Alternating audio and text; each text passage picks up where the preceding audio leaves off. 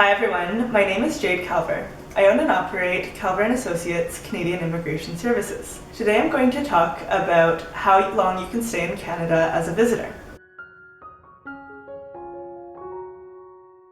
So the Immigration Act and its regulations state that visitors are allowed into Canada for a period of 6 months at one time. How this actually works out in reality is a person will fly to Canada, so either on an ETA, which means they're visa exempt, or on a TRV, which they've previously applied for before flying to Canada. And then they'll seek to enter Canada, so they'll arrive at the border at the airport or by driving at a land border, and they'll talk to a CBSA officer. The officer will want to see that they're going to return home at the end of their stay and that they have enough money to stay in Canada for their period of stay.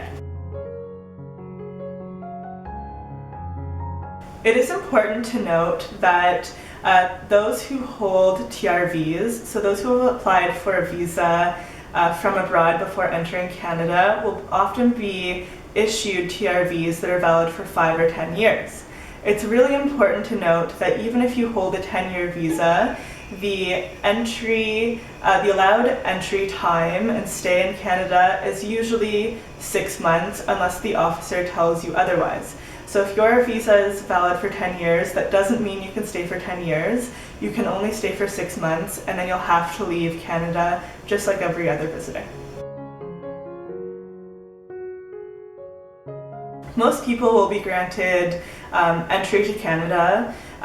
Often, if an officer doesn't stamp your passport, that means you've been authorized for the full 6 months. I always tell my clients to check their entry stamp. Sometimes an officer will put a stamp in their passport that actually gives them less time. Sometimes it might be 3 months or 4 months rather than the full 6 months. Similarly, if they're given a visitor record, which has an expiry date, then you do have to leave Canada before that date.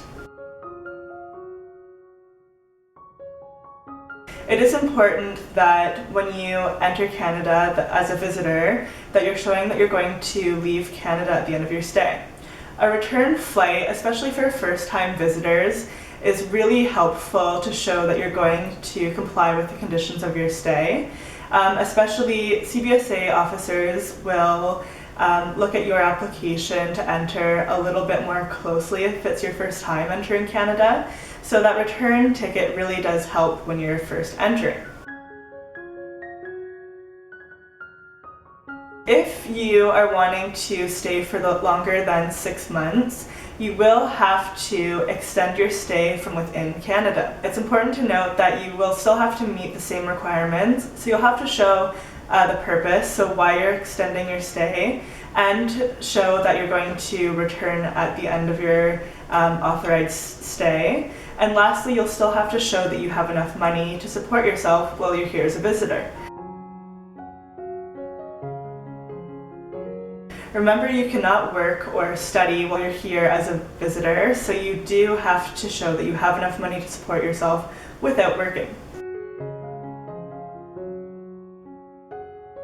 I did want to touch on visitors who hold a super visa. There is one exemption to the 6-month rule. So if you're entering as a visitor but on a super visa, you are actually allowed a 2-year stay as a visitor.